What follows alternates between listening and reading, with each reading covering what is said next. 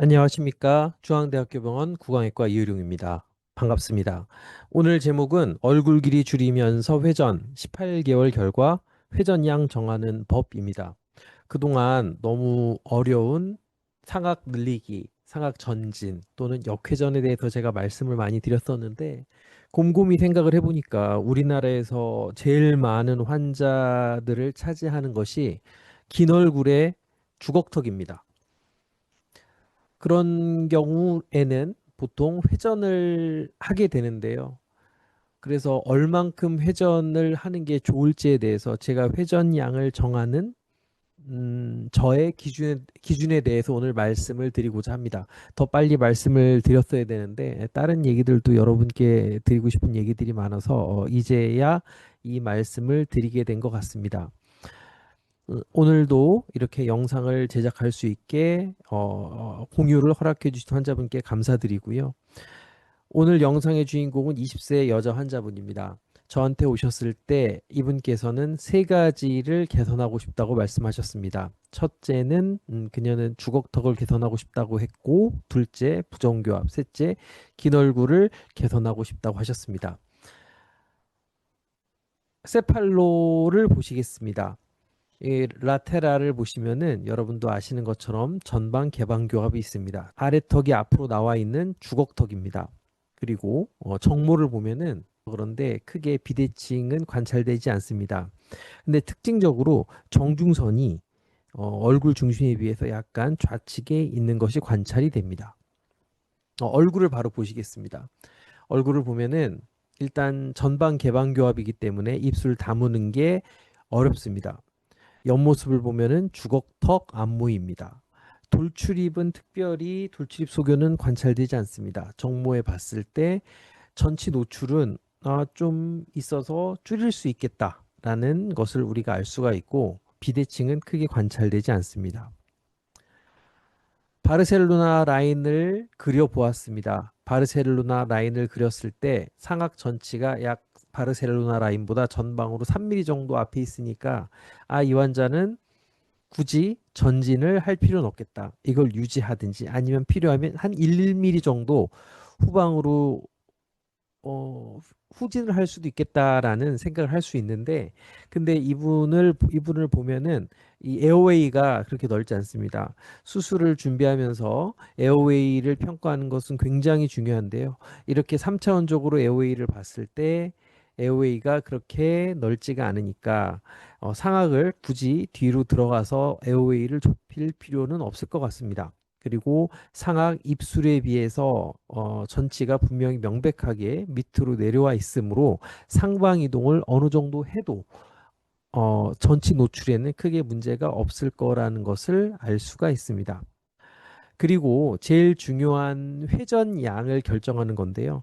회전량은 보통 2mm부터 의미가 있다고 논문에는 되어 있습니다.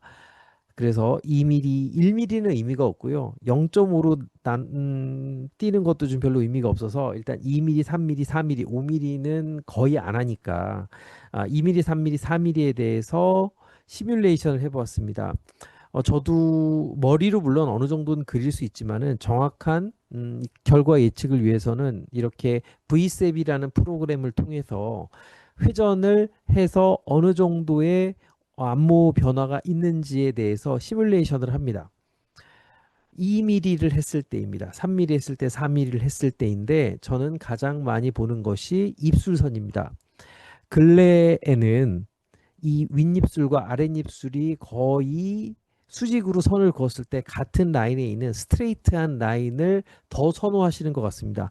옛날에는 아랫입술이 윗입술보다 분명히 들어가 있는 약간 컨벡스한 그런 그런 안모를 좀 더 선호하셨던 것 같은데 요즘에는 스트레이트한 안모를 더 선호하고 저도 장기적으로 보았을 때 아랫입술이 뒤로 들어가 있는 그런 컨벡스한 안모보다는 윗입술과 아랫입술이 스트레이트하고 그리고 윗입술과 아랫입술이 최대한 많이 닿아 있는 면적이 넓은 그런 스트레이트한 라인을 선호하고 있습니다. 특히 저는 중국 환자들을 많이 보는데 제가 어떤 면에서 볼 때 중국 특히 여자분들의 미적인 감각이 굉장히 발달돼 있습니다. 그분들이 요즘에 하는 이 중국에서 하는 트렌드가 상악을 최대한 전방 이동하고 그리고 윗입술과 아랫입술이 스트레이트한 라인을 요즘에 상당히 선호하거든요. 한국에도 그런 분들이 많고. 근데 그렇게 수술했을 때 분명히 더 예쁘고 아름다운 그런 소견을 많이 제가 요즘 보기 때문에 가능하면은 상악을 이렇게 돌출입이나 원숭인매가 되지 않는 선에서 전진을 하는 것이 더 아름답고 에어웨이 면에서도 좋다고 생각합니다.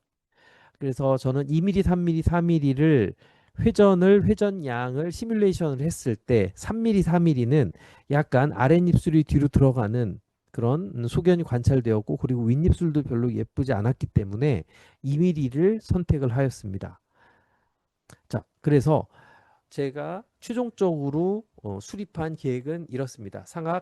상방 이동 3mm 그리고 비대칭이 있으니까 상악 정중선을 우측으로 1mm를 옮기고요.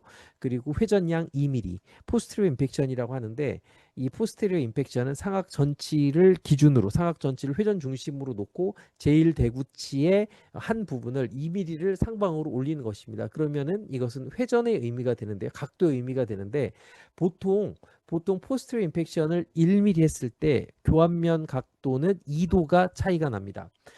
물론 상악 전치와 제일 대구치까지 거리에 따라서 그 회전량이 달라지기도 하는데 보통은 2mm입니다. 근데 만약에 발치 규정을 했다. 그러면은 각도가 거의 3도까지도 변할 수가 있습니다. 그래서 발치 교정하신 분들은 이 포스트레 임팩션 양을 정할 때 굉장히 조심해서 정해야 됩니다. 그리고 하악에 요가 있었기 때문에 요 코렉션도 계획에 넣었습니다. 디지털로 계획을 세웠습니다. 상악을 2mm, 3mm 올리고 포스트 임팩션을 2mm 하고 그래서 약 교합 평면 각도는 약 4도가 더 급해졌고요. 4도가 더 늘어났다고 그래도 이 정상 범위 안에 있었습니다. 그리고 하악이 위로 올라가면서 얼굴 길이가 짧아지고 후방 이동을 하는 그런 계획을 세웠습니다.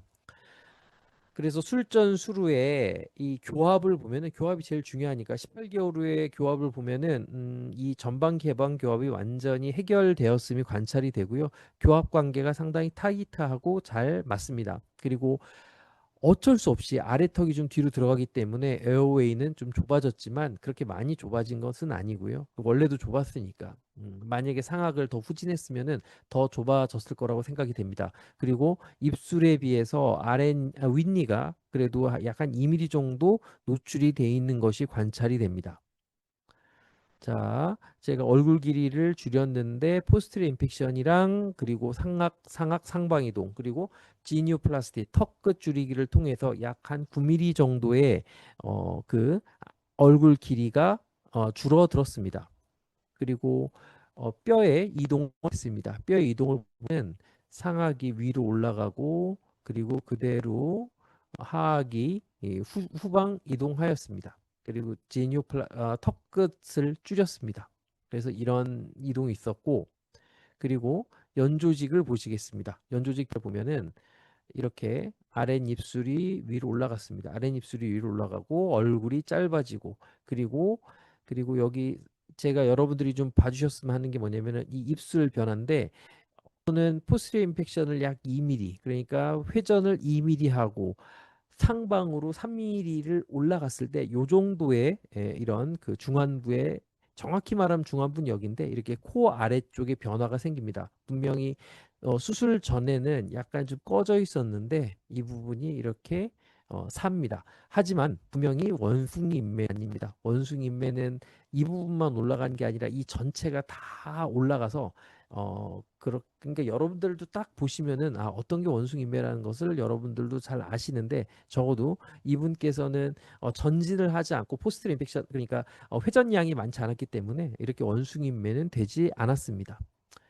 자, 결과를 보겠습니다. 결과를 보면은 얼굴 길이가 짧아졌습니다. 이 결과는 수술 후 18개월 후입니다. 1년 반 후의 결과이고요. 이 결과는 제가 볼 때는 파이널이라고 생각합니다. 이 상태에서는 더 변하지 않고 약 한 제가 볼 때는 6개월까지도 변하고 1년까지도 변할 수 있는데 1년 이후에는 거의 양악 때문에 그 결과가 변하진 않습니다. 여기 보면은 대칭 괜찮고요. 코 많이 퍼지지 않았고 입술도 합죽한 느낌 없습니다. 그리고 원숭이매도 아니고 적절히 이 코 아래가 잘 증진이 돼서 합죽한 느낌이나 그런 꺼져 있는 느낌이 없습니다. 그리고 45도를 보면은 입술선 괜찮고 원숭이매 아닙니다. 원숭이매 아니고 그리고 두턱 생기지 않았고 제가 하악각 성형은 거의 하지 않았기 때문에 이 아래턱의 아웃라인은 아주 뚜렷한 것을 관찰하실 수 있습니다. 그리고 옆모습 보면은 제일 중요한 게 옆모습인데 제가 선호하고 또 환자분께서도 선호했던 그 라인이 스트레이트한 라인인데 윗입술과 아랫입술의 단차가 거의 없습니다. 이렇게 스트레이트하게 떨어지고요. 턱도 너무 짧지 않게 적절하게 전진이 되었습니다. 그리고 중요한 것은 꽤 어느 정도 아래턱이 후진했음에도 불구하고 두턱이 생기지 않았습니다. 그리고 좌측 45도도 마찬가지고요. 좌측 90도도 마찬가지입니다. 입술선, 윗입술, 아랫입술 거의 스트레이트하게 떨어지고 윗입술과 아랫입술이 만나는 면적이 깁니다. 그리고 턱도 적절히 나와 있고 턱이 너무 짧지 않고 그리고 아래 턱에 성형 수술을 많이 하지 않았기 때문에 그 아웃라인이 뚜렷하게 잘 관찰이 됩니다. 자, 그리고 만약에 제가 여기서 포스트 인펙션, 그러니까 그 회전을 많이 했다면은 하악이 뒤로 더 많이 들어갔을 겁니다. 하악이 뒤로 더 많이 들어가니까 입술 단차가 아랫입술이 더 윗입술보다 이렇게 뒤로 들어가는 이런 콘벡스한 이런 안모가 됐을 것이고 그리고 가장 큰 문제가 하악이 뒤로 들어가면서 두턱이 생겼을 것입니다. 근데 이분은 하악이 들어갔음에도 불구하고 두턱이 생기지 않았습니다. 물론 이분께서 약간 사진을 찍을 때 턱을 좀 이렇게 들고 찍은 경향도 있지만은 그렇게 두턱은 많이 생기지 않았습니다. 그리고 만약에 제가 아까 이분이 바르셀로나 라인에 보다 상악 전치가 약 2에서 3mm 정도 전방이 있기 때문에 상악에 전진을 하지 않았다고 말씀을 드렸습니다. 근데 만약에 포스트 임팩 그러니까 회전을 많이 하고 더 전진을 했으면은 원숭이매가 됐을 것입니다. 원숭이매는 이곳도 나오지만 이 부분도 나오지만 이 옆에도 같이 나와서 전체적으로 입술이 앞으로 이렇게 불룩한 이런 안모를 원숭이 인매라고 하고요. 근데 이분은 전혀 그런 인매가 없고 약간 아랫입술이 앞으로 이렇게 커튼 이런 식으로 그러니까 이렇게 나와 있는 그런 소견입니다. 이런 것을 여러분들도 많이 좋아하시거든요. 이렇게 나와 있는 게 아니라 이렇게 나와 있습니다.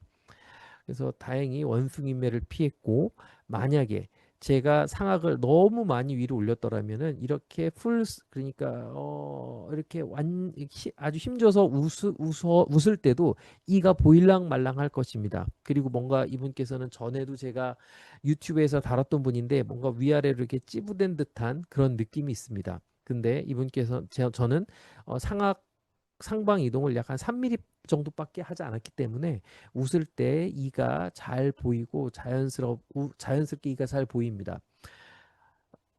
그래서 제가 포스트레 임팩 그러니까 죄송합니다.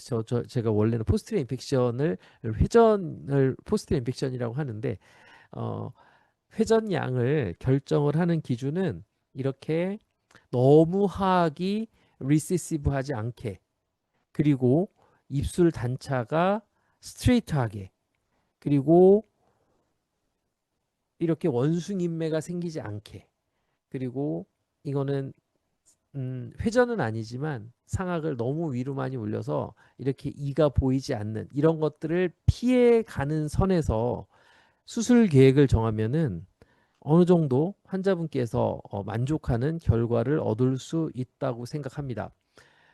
오늘은 제가 얼굴 길이를 줄이면서 회전한 경우 우리나라에서 가장 많은 그런 양악 수술 환자들이 긴 얼굴의 주걱턱입니다. 그것을 줄일 때 이런 회전량을 정하는 저의 원칙에 대해서 말씀을 드렸습니다. 제일 중요한 것은 이렇게 시뮬레이션을 하면서 몇 가지 후보를 놓고 시뮬레이션을 하면서 그 안무를 보고 결정을 하면은, 물론 저 혼자 결정하는 것은 아니고 그것을 환자분과 같이 보면서 결정을 하면은 더 만족스러운 결과가 있을 것이라고 생각을 합니다. 오늘도 여러분들 경청해 주셔서 감사하고요.